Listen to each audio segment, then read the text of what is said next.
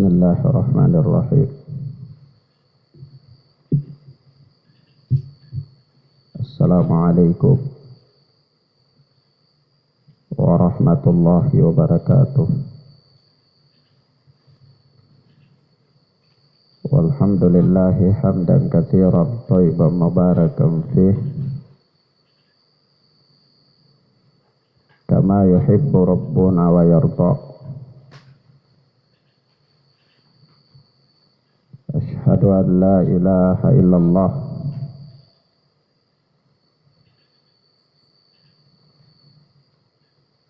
wahdahu la syarikalah wa asyhadu anna Muhammadan abduhu wa rasuluh.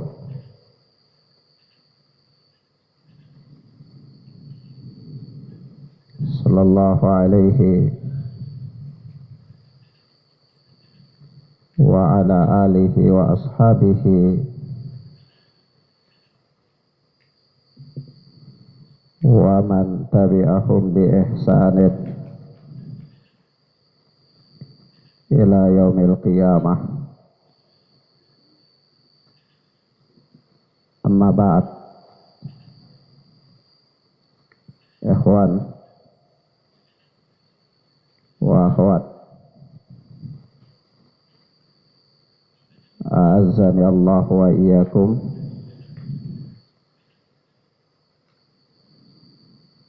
Kita sampai pada hadis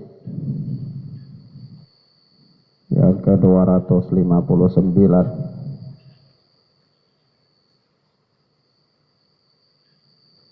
dari kitab Riyadhus Shalihin, tepatnya pada bab yang ke-32. Naam. Ya, dia berkata,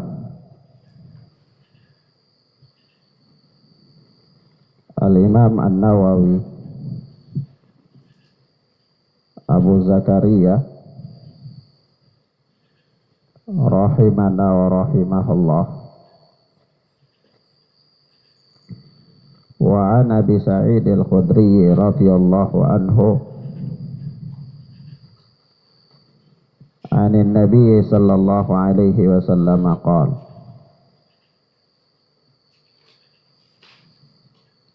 dan dari Abu Sa'id Al-Khudri yang Allah telah meridhoinya,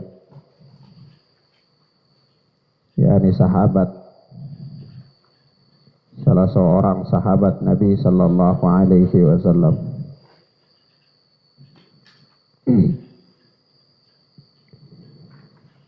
Beliau berkata dari Nabi sallallahu alaihi wa alihi wasallam,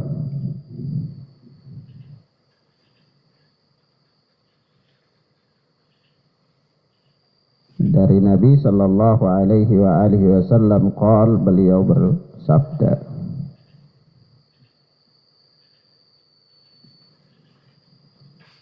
ihtajjat al-jannatu wan nar, yakni surga dan neraka berdebat, yakni berselisih pendapat dengan memajukan atau menunjukkan argumen masing-masing. Itu namanya ihtajjat, berdebat. Berdebat yang dimaksudkan di sini adalah masing-masing dari kedua makhluk ini, yakni surga dan neraka, itu saling menyampaikan argumennya. Nah,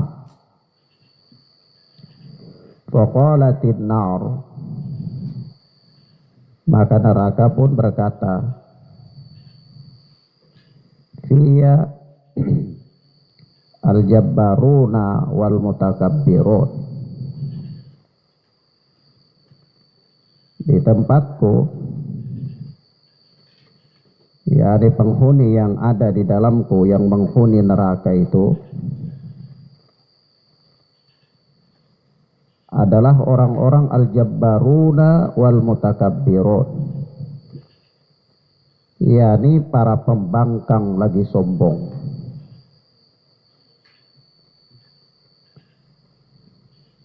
Wa qalatil jannah, adapun neraka dia berkata, dia du'afa'un nasi wa masakinuhum. Adapun di tempatku yang menjadi penghuniku, penghuni surga. Waalaikumsalam. Adapun du'afa'un nasi wa masakinuhum adalah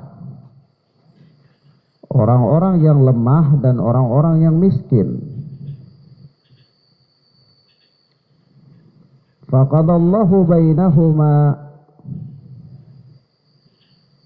maka Allah subhanahu wa ta'ala pun memberikan keputusan kepada mereka, yakni Allah memutuskan perselisihan antara an-nar wal jannah, antara neraka dan surga. Surga ini saling berselisih dengan neraka, lalu masing-masing menyampaikan argumen, dalil-dalil. Ya, neraka katakan, ya penghuniku itu di tempatku itu adalah al-jabbaruna wal mutakabbirun, orang-orang yang bangkang lagi sombong dan orang-orang yang sombong. Adapun surga mengatakan di tempatku orang-orang lemah dan orang-orang miskin. Maka Allah subhanahu wa ta'ala memutuskan perkara di antara keduanya, yaitu Allah berfirman, innakil jannah rahmati, sesungguhnya engkau wahai surga adalah rahmatku, adalah rahmatku. Arhamu bika man asya'u, aku memberikan rahmat denganmu kepada siapa saja yang aku kehendaki, kata Allah. Aku memberi rahmat lalu engkau kepada siapa yang aku kehendaki, kata Allah. Jadi siapapun yang dikehendaki oleh Allah, dirahmati oleh Allah dengan diberikan kesenangan, kenikmatan dan kebahagiaan yang abadi, yaitu di dalam surga. Wa annakin nar, adapun engkau wahai neraka, kata Allah, adabi, adalah adabku, adalah adabku. U'addibu bika man asya', aku mengadab siapa yang aku kehendaki denganmu. Walikilaikuma alayya mil'uha, kata Allah, adapun masing-masing dari kalian, kata Allah, walikilaikuma, dan bagi masing-masing kalian neraka dan surga, alayya mil'uha, akulah yang akan menentukan penghuninya. Kata Allah, akulah yang akan menentukan penghuninya, isinya daripada surga dan neraka itu. Kata Imam Nawawi rahimahullah, rawahu Muslim. Hadis ini diriwayatkan oleh Al-Imam Muslim rahimahullah di dalam sahihnya. Ikhwanna fiddin, a'azzani Allah wa iyyakum, di sini kita berikan sedikit catatan ya. Sebelum kita jelaskan hadis ini, kita berikan catatan atas apa yang dikatakan oleh Al-Imam Abu Zakaria bahwa rawahu Muslim. Hadis ini diriwayatkan oleh Al-Imam Muslim. Senyatanya menurut ahlul hadis dan para muhaqqiq, para ahli tahqiq, bahwa Al-Imam Muslim rahimahullah memang meriwayatkan hadis ini tetapi secara makna, bukan dengan lafaz yang demikian. Bahkan pada penggalan pertama saja lafadznya tentang ihtajjatil jannatu wan nar, surga dan neraka itu mereka berdebat. Faqalatin naru fiyya al-jabbaruna wal mutakabbirun wa qalatil jannatu fiyya du'afa'un nasi wa masakinuhum. Begitu dalam riwayat Muslim. Namun selanjutnya makna. Adapun yang meriwayatkan hadis ini dengan lafaz seperti ini itu adalah Al-Imam Ahmad rahimahullah di dalam musnadnya. Al-Imam Ahmad rahimahullah di dalam musnadnya. Naam. Maka dengan demikian, kalau mau dikatakan kekeliruan, maka ini adalah sedikit kekeliruan. Ya. Naam. Coba bayangkan ya, itulah sifat manusia ya. Seorang imam besar dengan kapasitas keilmuan yang begitu luar biasa ya, dalam kondisi tertentu pun mengalami kekeliruan ya. Nah, bukan hanya Al-Imam Muslim rahimahullah, tapi Al-Hafidh Ibnu Hajar Asqalani pun demikian. Dalam Bulughul Maram ada kekeliruan-kekeliruan kecil sebagai tabiat manusia. Ya, karena memang itu yang kita katakan bahwa Allah tidak menghendaki ada suatu kitab pun di bumi ini yang kedudukannya seperti Al-Quran, yaitu tanpa salah, tanpa keliru. Yang tidak keliru dan tidak ada salah itu cuma Al-Quran. Ya. Selain daripada itu ada kekeliruan. Apakah kekeliruan penisbatan, ya, apakah kekeliruan dalam penyebutan hadis, atau apakah kekeliruan dalam istidlal, ala kulli hal ada kekeliruan. Namun ada kitab yang dipenuhi oleh kekeliruan, ada kitab yang kekeliruannya itu cuma sedikit saja, ada, ya. Sehingga para ulama ketika mengatakan kitab ini adalah kitab yang paling sahih di bawah kolong langit ini, itu bukan berarti kitab itu mutlak benar, tidak ada salah, bukan. Tapi umumnya isi kitab itu adalah benar. Kekeliruannya ada, tapi sedikit saja. Sehingga tidak mempengaruhi kebenaran yang begitu banyak di dalam kitab itu. Jadi jangan keliru ya. Ketika para ulama memberikan rekomendasi kepada Sahih Bukhari bahwa kitab yang paling sahih di bawah kolong langit, lalu kita berpikir hadis Sahih Bukhari itu semuanya sahih, tidak ada yang dikritik oleh para ulama. Barang siapa yang mengkritiknya berarti dia ahli bid'ah. Ini metode yang keliru. Metode yang keliru. Begitu juga kitab Sahih Muslim adalah kedua setelah Sahih Bukhari yang paling diterima oleh para ulama, paling sahih dari kitab-kitab yang lain. Lalu kita beranggapan bahwa dalam Sahih Muslim itu semuanya adalah hadis sahih yang tidak boleh mengkritiknya, karena barang siapa yang mengkritiknya berarti dia ahli bid'ah. Nah, ini juga keliru. Ya, ini standar yang keliru dalam melakukan penilaian. Seolah-olah Sahih Bukhari dan Sahih Muslim itu adalah Al-Quran. Keliru. Nah, ya kenapa? Karena dalam Sahih Muslim sendiri kita harus bedakan mana, apakah Sahih Muslim itu di mukaddimahnya Sahih Muslim atau di isi kitabnya Sahih Muslim. Kalau di mukaddimah Sahih Muslim nyata-nyata Al-Imam Muslim rahimahullah menyebutkan hadis-hadis dhaif. Ya, di mukaddimah Sahih Muslim ada hadis-hadis yang dhaif dan disampaikan.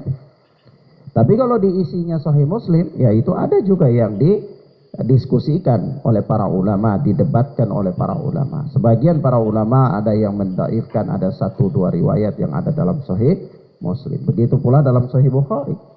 Ya, ada sebagian para ulama yang mendaifkan 1-2 hadis yang ada dalam Sahih Bukhari. Dan yang mendoifkan atau mengkritiknya bukan ulama-ulama yang sekaliber, yang setingkatan kita, bukan. Bahkan yang melakukan kritik itu adalah ulama-ulama yang selevel dengan Imam Muslim, selevel dengan Imam Bukhari. Ya, nah, seperti Al-Imam Ad-Daraqutni, ya, ahli dalam ilmu cacat hadis, selevel dengan Al-Imam Bukhari. Ya, beliau memberikan kritik-kritik kepada Sahih Bukhari beberapa hadis. Dan bahkan beliau sendiri mengatakan kalau bukan karena kewibawaannya, haibahnya Al-Imam Bukhari, itu kita bisa mendiskusikan hadis-hadis yang disebutkan oleh beliau beberapa. Kami masih bisa mengkritiknya, ya. Karena mereka punya kemampuan untuk itu. Mereka ahli di bidang itu, ya. Maka mereka bisa mendiskusikannya. Tapi karena kewibawaannya Al-Imam Bukhari itu membuat ulama-ulama yang setabakat dengan beliau itu ya tunduk. Ya, karena apa? Kewibawaannya. Nah, segan untuk berdiskusi dengan Al-Imam Bukhari, wibawa. Nah, haibahnya beliau. Nah, ala kulli hal ikhwana fiddin azani Allah wa iyyakum, kita kembali kepada hadis ini. Itulah catatan awal yang kita berikan. Yang kedua, di dalam hadis yang mulia ini ada beberapa pelajaran penting, ya. Pelajaran yang pertama bahwa surga dan neraka itu adalah makhluk. Surga dan neraka itu adalah makhluk. Dan dengan izin Allah Tabaraka wa ta'ala dan kekuasaan serta hikmah yang datangnya dari sisi Allah, kedua makhluk ini berbicara. Kedua makhluk ini berbicara. Lah Ustaz, bagaimana kok surga itu makhluk? Ya sudahlah, ciptaan Allah. Dia punya penghuni, manusia masuk di dalamnya. Ya ibarat sebuah kampung katakan, atau sebuah kota atau sebuah rumah. Kan di dalam surga ada kamar-kamar. Kok yang seperti ini bisa bicara? Ya. Tidak mungkin lah Ustaz. Masa kayak bangunan rumah bicara, apa jadinya? Ya kan? Begitu pula neraka. Ya seperti bangunan lantai-lantai, misalnya ada tingkatan-tingkatan. Neraka yang paling dahsyat, neraka yang paling ringan, neraka ada lembah-lembahnya, ya, ada lembah-lembah, jurang-jurang di dalam neraka itu, ya. Kok bicara gitu loh. Ini tidak benar. Itu kan orang-orang aklion, ya. Orang-orang rasional, pengagum akal. Ini mereka mengingkari hadis-hadis yang semisal dengan ini. Namun kita katakan ya ikhwan, a'azzani Allah wa iyyakum, Allah tabaraka wa ta'ala maha menentukan apa yang Allah kehendaki. Ya. Semuanya mudah bagi Allah. Tidak ada yang sulit bagi Allah tabaraka wa ta'ala. Jangankan surga dan neraka, pohon saja dijadikan oleh Allah berbicara. Ya. Bahkan bukan hanya sekedar pohon, pangkal pohon, bekas pohon yang sudah ditebang, itu pangkalnya bicara. Pangkalnya apa? Bicara.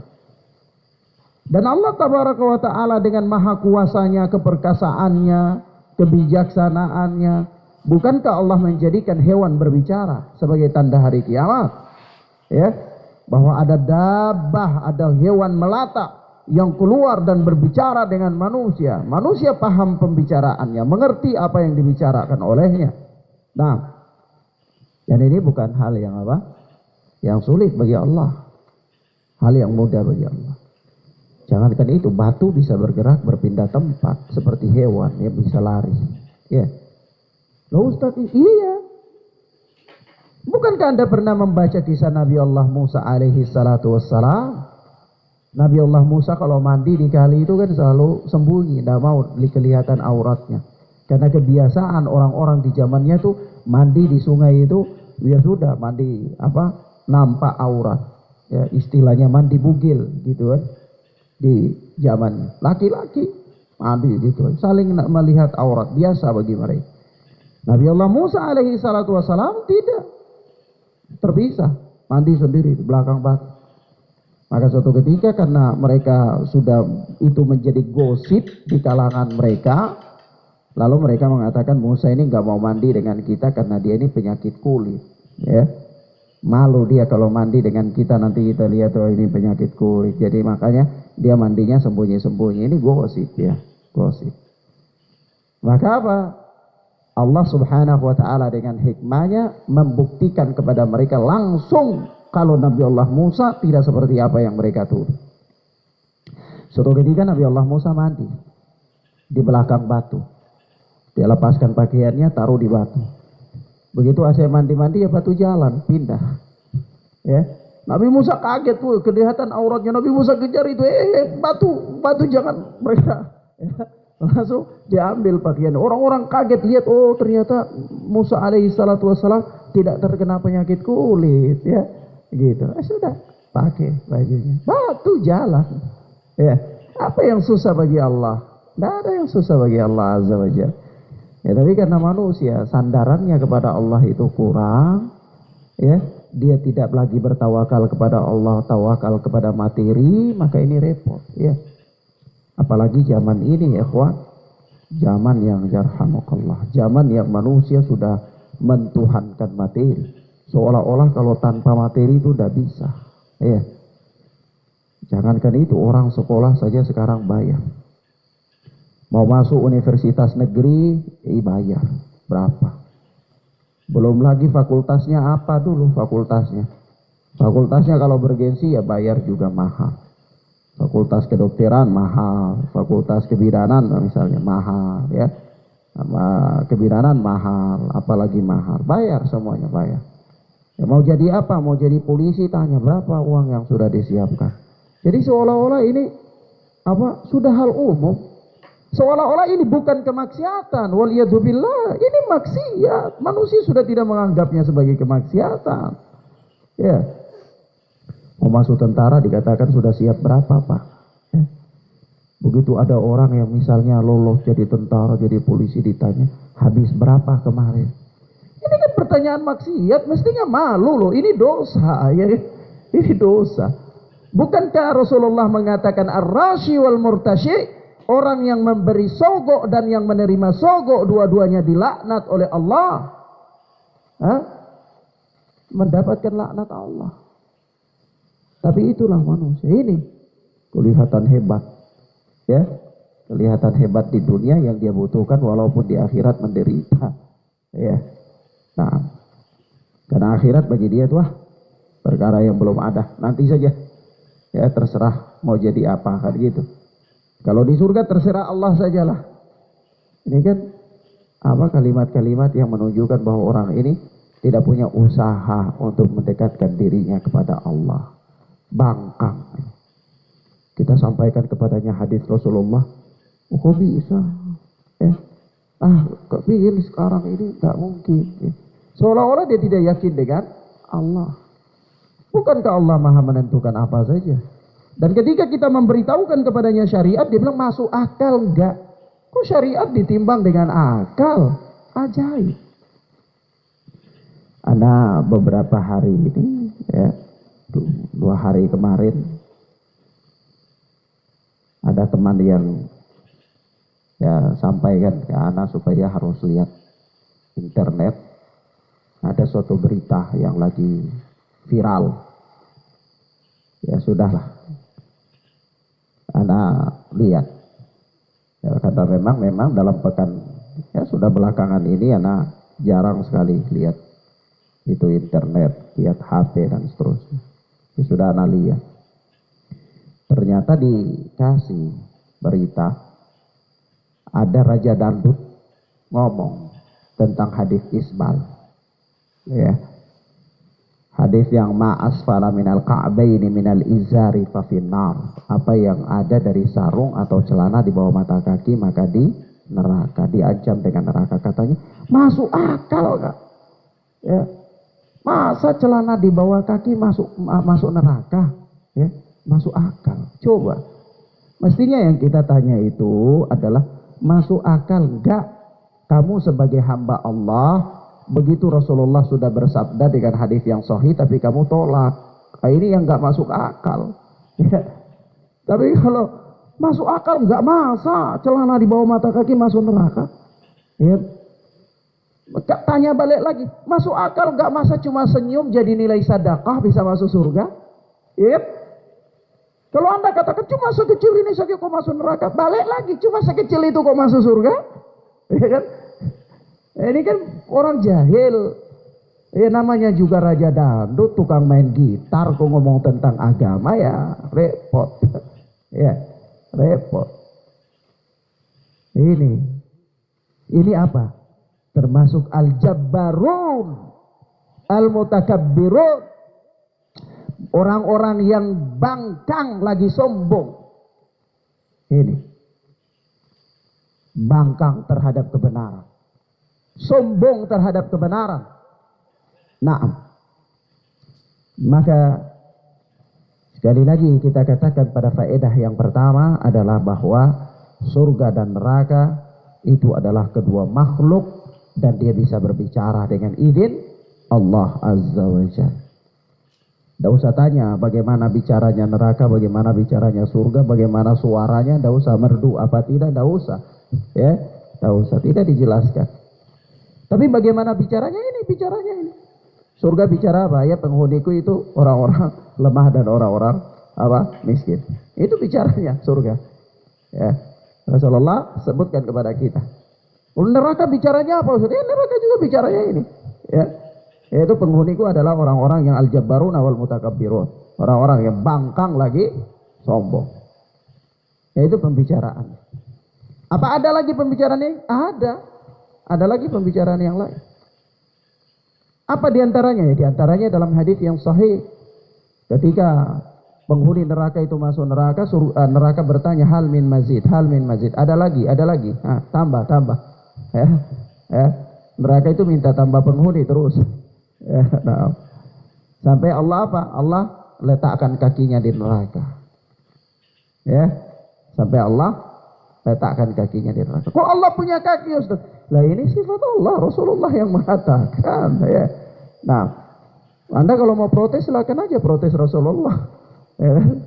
Silakan aja protes Rasulullah. Maka khonafidina azani Allah wa iyyakum. Yang kedua, kembali kepada bahasan kita. Yang kedua adalah apa? Bahwa hadis ini dimaknai ya secara zahir, sesuai dengan zahirnya. Naam.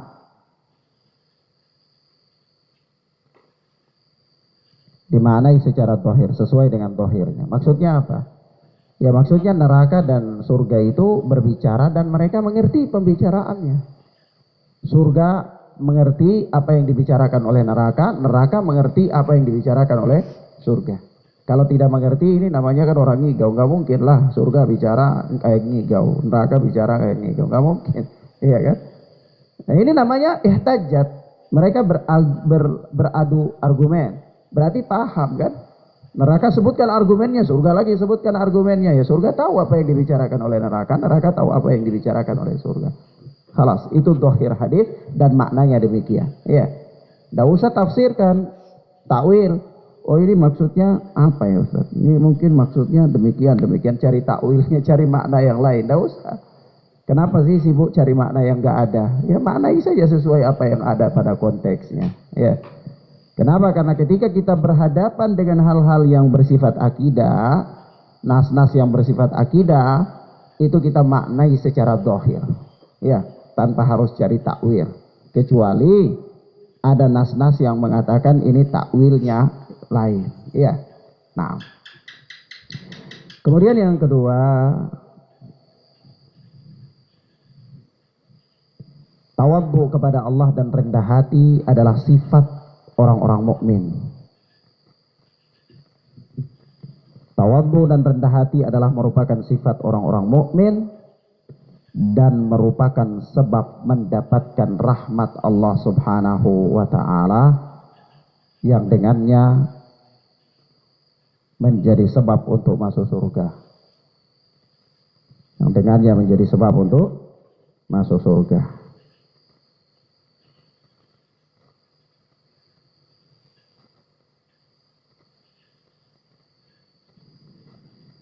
Yang berikut kesombongan dan keangkuhan, bangkang dan kesombongan merupakan jalan menuju neraka. Merupakan jalan menuju neraka. Sehingga ikhwan, kadang-kadang manusia, kita lihat dia ketika bermuamalah itu sopan, ya, dia lemah lembut. Tapi hakikatnya dia bangkang kepada Allah. Hakikatnya dia bangkang kepada Allah. Dia sombong. Kenapa bisa? Ya ketika dia menolak kebenaran. Ya, ketika dia menolak kebenaran. Ada orang lembut hatinya. Ya, misalnya ya, dalam amalannya juga lembut. Ya, sampai kadang-kadang tunduk-tunduk kalau misalnya jalan salam sama orang. Ya, kemudian sampai-sampai saking apa baiknya dia itu, ya sama daun saja ndak mau dipotong. Ya, sama hewan sampai disembah. Ya, saking apa baiknya dia. Ya, tetapi apa? Ini bangkang, sombong terhadap Allah, tidak mau menerima kebenaran.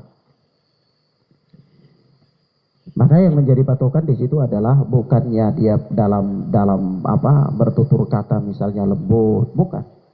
Karena kadang-kadang ada orang memang dia bertutur kata lembut, tapi orang ini hakikatnya adalah al-jabbarun, bangkang, al-mutakabbirun, orang-orang yang sombong. Kapan itu terjadi? Yaitu terjadi apabila dia menolak kebenaran dan menentang kebenaran. Ya. Nah, ada orang tegas, ya lantang suaranya, tapi dia termasuk di antara kalangan orang-orang yang lemah. Maksudnya apa? Ya maksudnya dia tunduk dan lemah di hadapan kebenaran. Ya. Coba antum lihat Umar bin Khattab, orang yang begitu keras, ya, sampai-sampai mau membunuh Nabi Shallallahu Alaihi Wasallam, seret pedangnya, ya cari Nabi Shallallahu Alaihi Wasallam, pengen bunuh Nabi Shallallahu Alaihi Wasallam. Tapi begitu mendengar kebenaran itu langsung dari lisan Rasulullah Shallallahu Alaihi Wasallam, ketika itu dia langsung tunduk.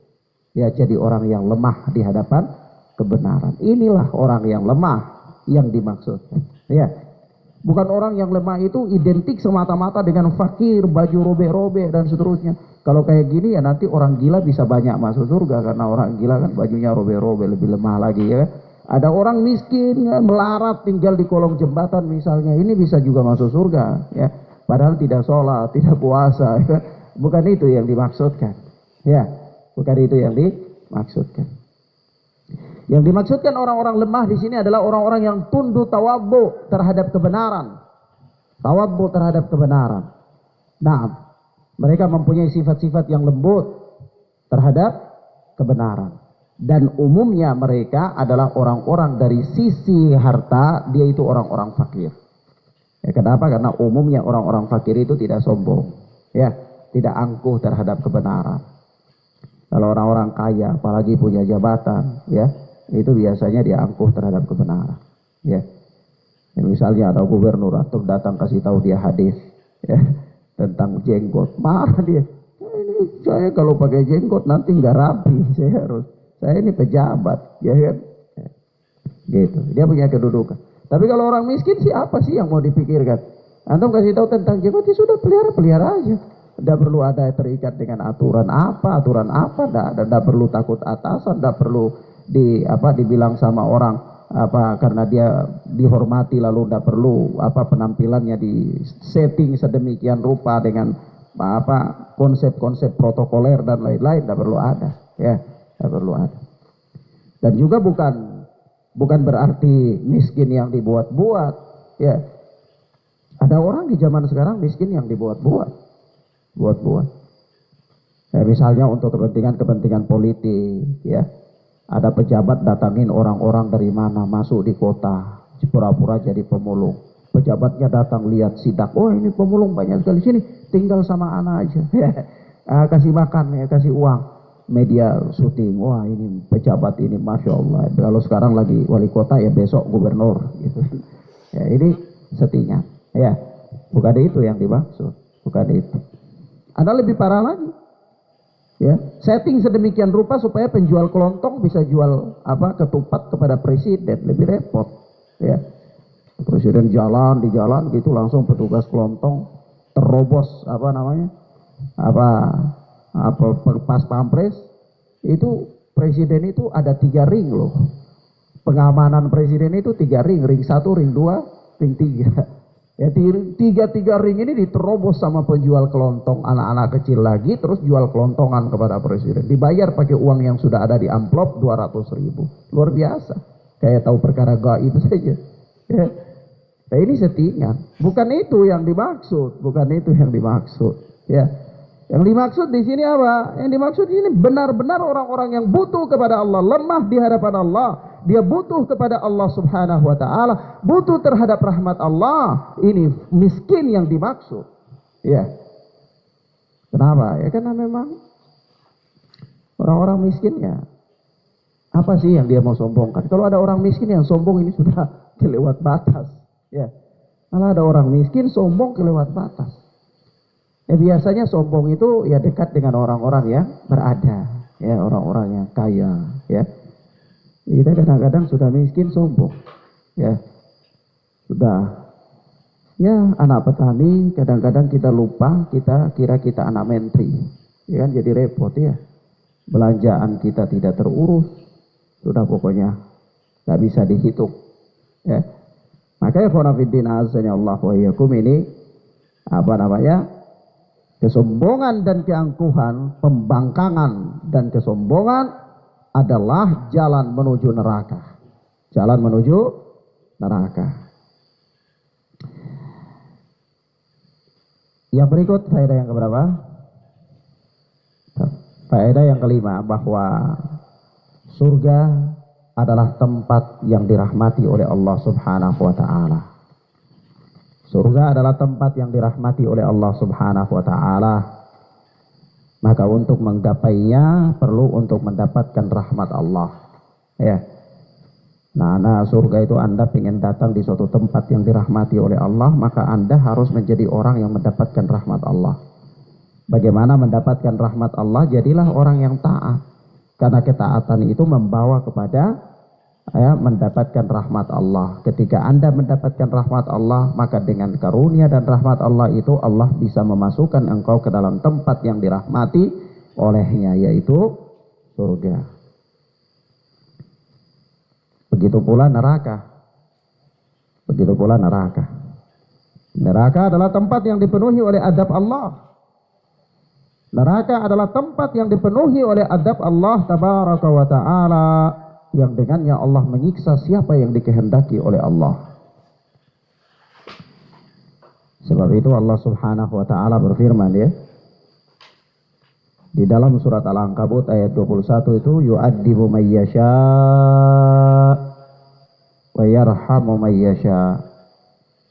Yaitu Allah Subhanahu wa taala mengadab siapa yang dikehendaki oleh Allah, dan Allah pun merahmati siapa yang dikehendaki oleh Allah. Inilah yang dikatakan di dalam hadis ini, bahwasanya Rasulullah sallallahu alaihi wasallam memutuskan perkara perdebatan di antara surga dan neraka, yaitu Allah mengatakan, annakil jannah rahmati, engkau wahai surga adalah rahmatku, arhamu bika man asya, aku merahmati siapa yang aku kehendaki denganmu. Wa annakin naru adabi, dan engkau neraka wahai neraka adalah adabku. U'adzibu bika mayyasha man asya, aku dengan engkau wahai neraka aku mengadab siapa yang aku kehendaki. Nah, Allah katakan dalam surat Al-Ankabut, yu'adzibu mayyasha'u wa yarhamu mayyasha. Allah tabaraka wa ta'ala mengadab siapa yang dikehendaki oleh Allah dan merahmati siapa yang dikehendaki oleh Allah tabaraka wa ta'ala. Yang terakhir, faedah ini dalam hadis ini menunjukkan kepada kita tentang keutamaan orang-orang yang lemah dan orang-orang yang miskin. Ya, orang-orang lemah dan orang-orang miskin itu biasanya orang-orang yang hanif dalam menerima kebenaran. Ya, biasanya. Meskipun ada di antara mereka juga yang sudah miskin, sudah lemah, tapi tidak menerima kebenaran. Ya, nah, ya kenapa? Karena Allah Subhanahu wa taala menciptakan surga dan Allah menciptakan penghuninya, Allah menciptakan neraka dan Allah pun menciptakan penghuninya. Lalu Allah pampangkan kepada mereka kebenaran dan kebatilan. Maka siapa di antara mereka yang memilih jalan kebenaran, maka dia akan selamat. Siapa yang di antara mereka memilih jalan kebinasaan, maka dia akan binasa. Ya, sebab itu Allah tabaraka wa taala mengatakan minkum man yuridud dunya wa minkum man yuridul akhirah. Di antara kalian ada orang-orang yang menghendaki kehidupan dunia, dan di antara kalian pula ada orang-orang yang menghendaki kehidupan akhirat. Ya, na'am. Maka manusia punya keinginan. Manusia punya keinginan. Manusia itu tidak dipaksa oleh Allah. Ya, sebagaimana keyakinan kalau Qadariyah, Jabariyah, ya, dan yang semisal dengan mereka. Allah menciptakan kebaikan, surga, dan Allah menciptakan neraka. Allah menciptakan penghuni surga, Allah menciptakan penghuni neraka. Allah pampangkan kepada mereka kebenaran dan kebatilan. Allah pampangkan kepada mereka jalan-jalan untuk mendapatkan kebenaran dan mendapatkan dan menuju kepada kebatilan, kebinasaan. Maka di antara mereka ada orang yang memilih jalan untuk menuju kepada kebinasaan, ada di antara mereka pula orang-orang yang memilih jalan menuju kepada kebahagiaan. Ya, menuju kepada rahmat Allah tabaraka wa taala. Selanjutnya berkata Imam An-Nawawi rahimana wa rahimahullah.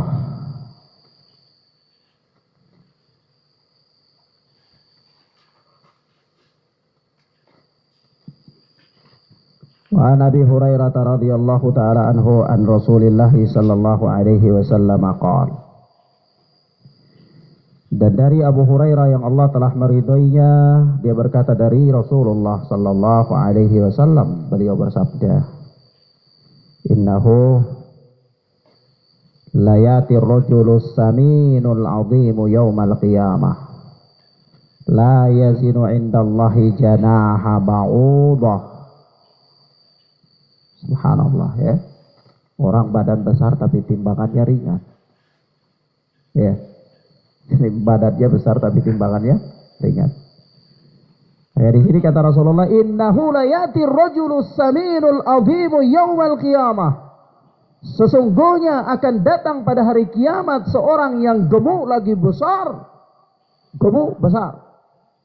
Seorang yang samin. Samin itu gemuk. Azim itu besar. Ini sudah gemuk besar. Ya, sebenarnya sama, kalau sudah gemuk itu pasti besar. Tapi ini namanya apa? Penegasan, ya, takkid bahwa memang ini orang gemuk besar.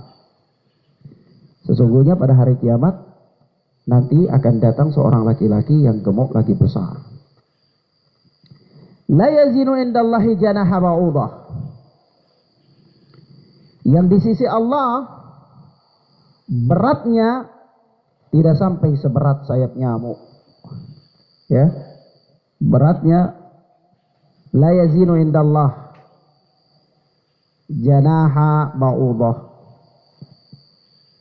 Yang tidaklah timbangannya di sisi Allah itu lebih berat daripada sayap nyamuk. Jadi beratnya tidak lebih dari di sisi Allah ini orangnya, nilainya orang ini, ya, beratnya orang ini tidak sampai seberat apa? Sayap nyamuk. Sayap nyamuk itu kecil sekali loh. Sayap nyamuk itu kalau timbang pada timbangan gram juga mungkin tidak sampai, ya. Kayak timbangan gram.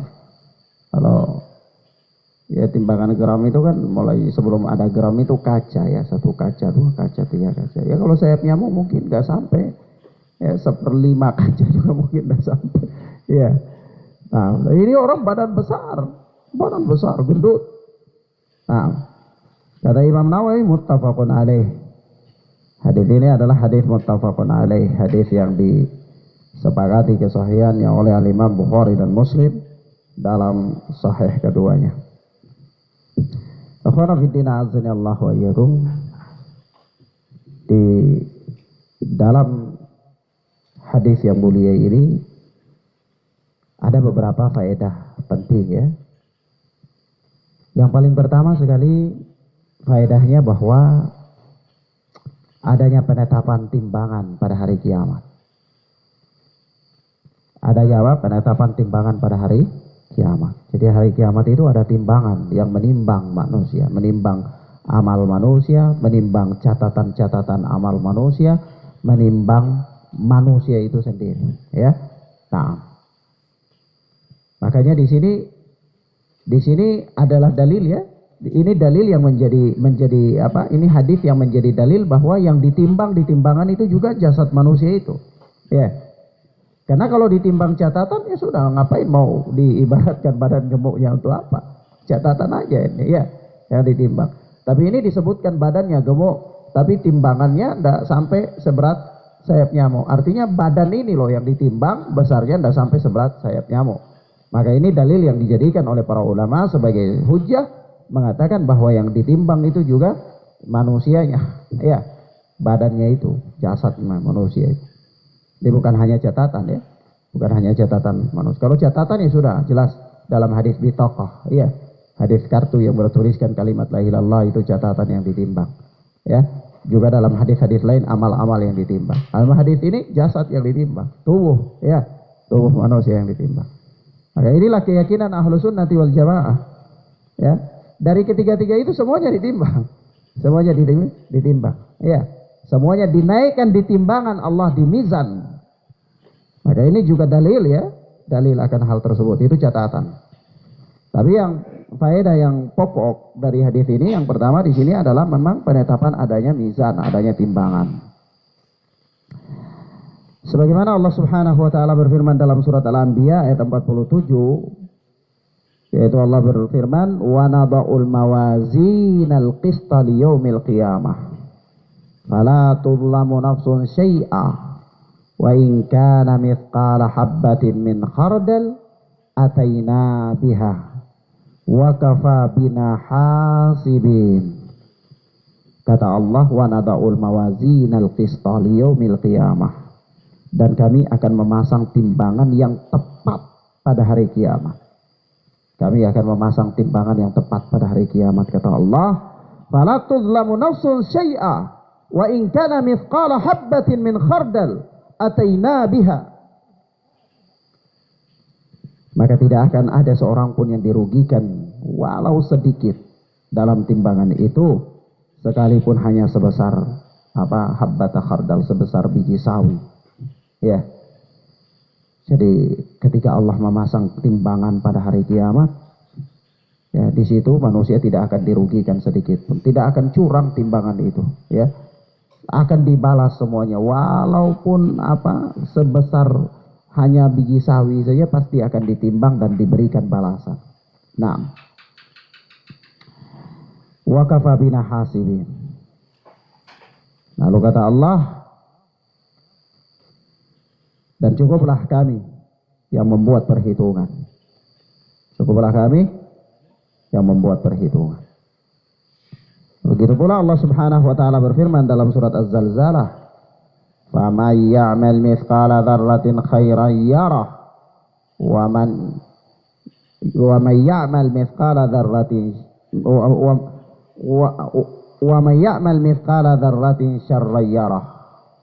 Barang siapa yang beramal dengan amalan khair, amalan baik, ya, sebesar biji darah, biji sawi pun, yarahu, dia pasti akan melihatnya. Wa may ya'mal mithqala dzarratin, dan barang siapa yang beramal dengan amalan sebesar biji sawi syarr, amalan jelek, yarah, dia pasti akan melihatnya, ya. Jadi tidak ada yang curang. Tidak ada yang curang, tidak ada yang dirugikan, tidak ada yang ditolimi, tidak ada yang ditolimi. Begitu juga Rasulullah mengatakan, ittaqun nar walau bisyikki tamrin. Ya, bertakwalah kalian kepada Allah dari adab neraka walaupun dengan syikki tamrin, dengan sebelah kurma, ya. Yani takut kepada Allah. Nah, maka di sini ikhwan fillah azza Allah wa yakum, jadi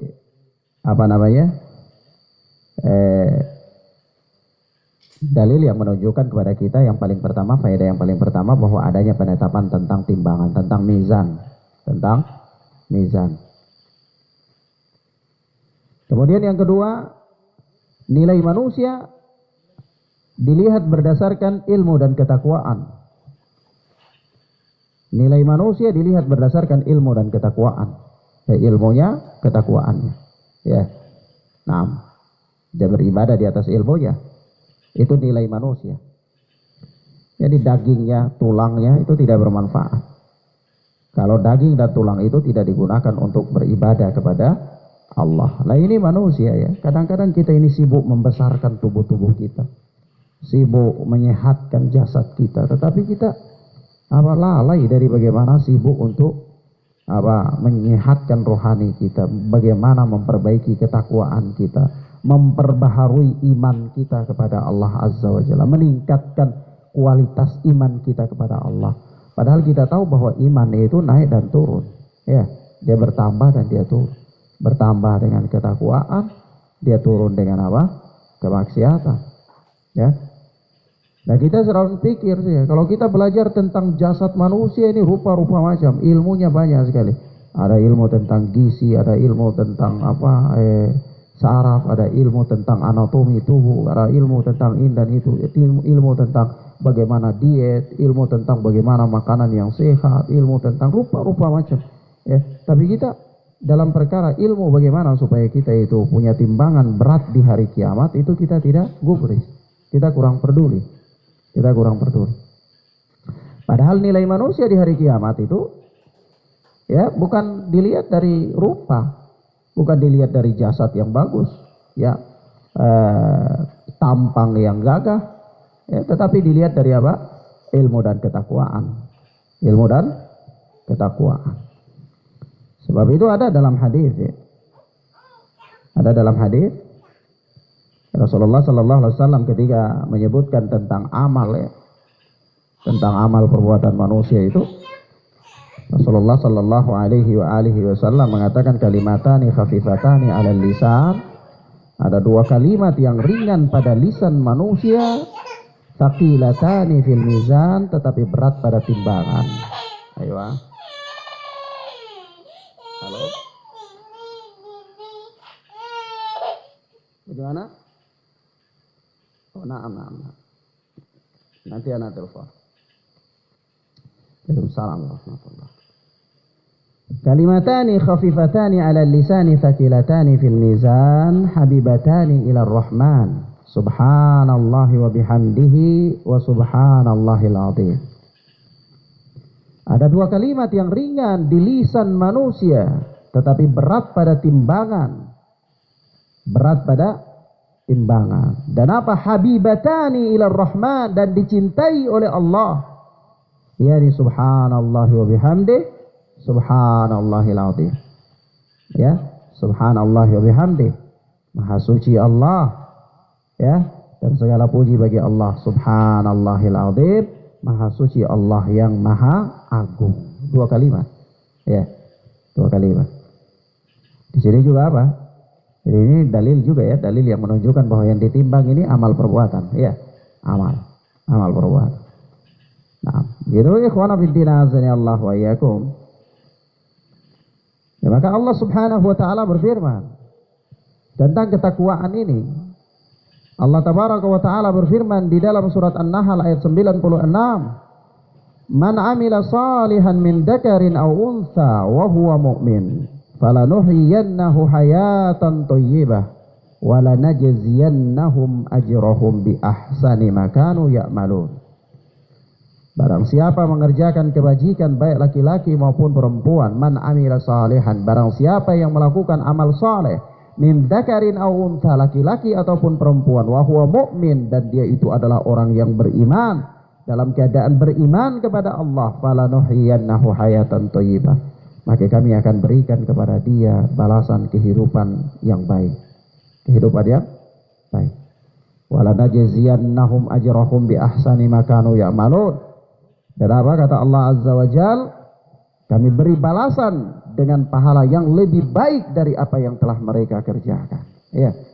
Jadi balasan Allah itu dibangun di atas rahmat ya, kasih sayang Allah. Ada orang melakukan amal soleh, dibalas oleh Allah tidak sesuai dengan amalnya. Allah lebihkan balasannya. Ya. Allah lebihkan balasannya. Di sini Allah katakan begini. Kan? Wala najziyannahum ajrahum bi ahsani ma kanu ya'malun. Naam. Dan kami pasti akan memberikan kepada mereka balasan atas pahala mereka bi ahsani ma kanu ya'malun, dengan yang lebih baik dari apa yang mereka kerjakan. Ya, lebih baik dari apa yang mereka kerjakan. Maka kita memohon kepada Allah Tabaraka wa Ta'ala agar kita termasuk orang-orang yang demikian. Amin. Kemudian yang berikut dari hadis yang mulia ini adalah pengambilan pelajaran bahwa tolak ukur syariat adalah bukan persepsi manusia.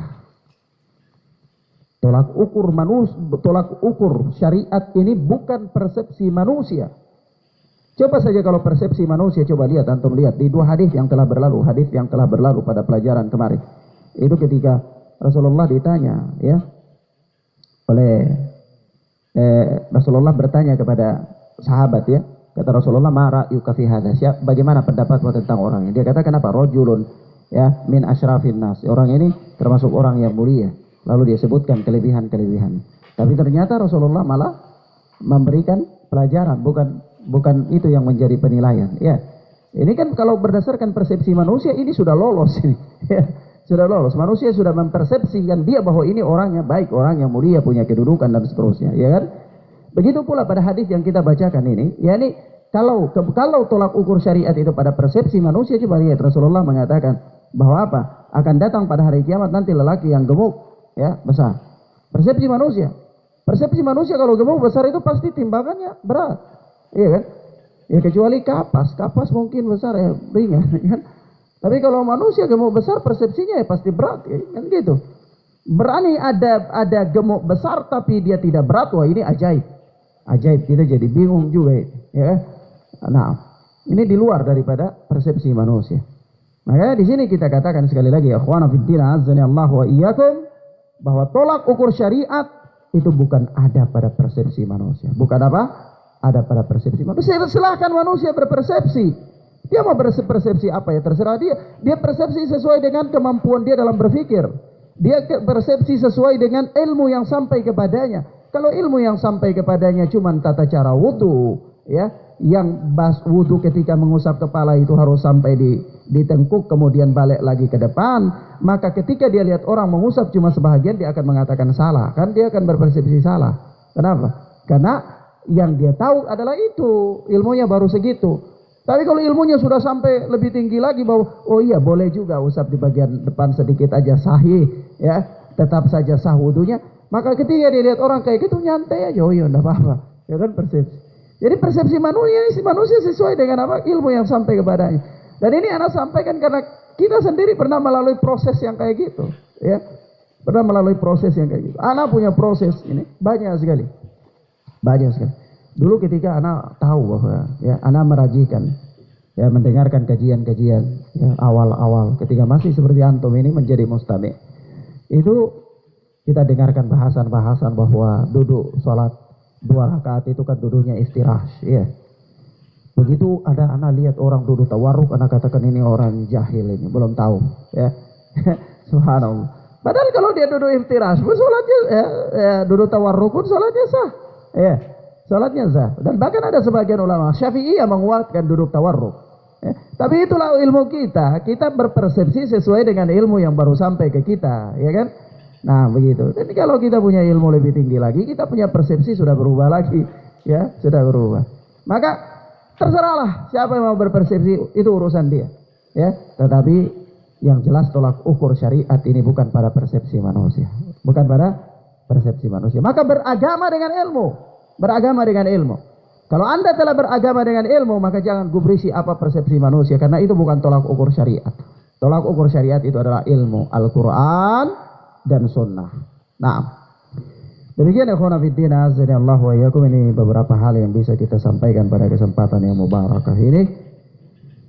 Insyaallah taala kita lanjutkan pada pertemuan berikutnya biidznillah. Wassallallahu ala nabiyina Muhammad wa ala alihi wa sahbihi wa sallam. Subhanakallahumma bihamdika asyhadu an la ilaha illa anta astaghfiruka wa atubu ilaik. Wassalamualaikum warahmatullahi wabarakatuh.